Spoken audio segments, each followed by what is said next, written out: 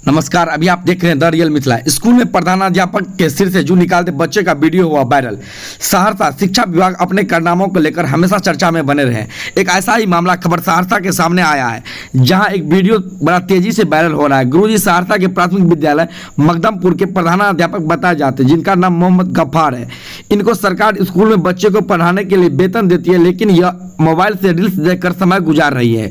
बच्चे को पढ़ाने के बजाय ये अपने ही सिर के बाल से जूं निकलवाते हैं, फिर सिर का मसाज भी करवाते हैं। मिली जानकारी के मुताबिक प्रखंड मुख्यालय के सामने स्थित प्राथमिक विद्यालय मकदमपुर के प्रधानाध्यापक मोहम्मद गफ्फार बच्चे को पढ़ाने की बजाय मोबाइल में व्यस्त रहते हैं और बच्चे से जूं निकलवाते हैं। यह हम नहीं कह रहे हैं, बल्कि वायरल वीडियो में देखने के बाद पता चल रहा है, जो इन दिनों वायरल हो रही है। इसके बाद भी इस वीडियो की चर्चा सहरसा सहित पूरे बिहार में हो रही है।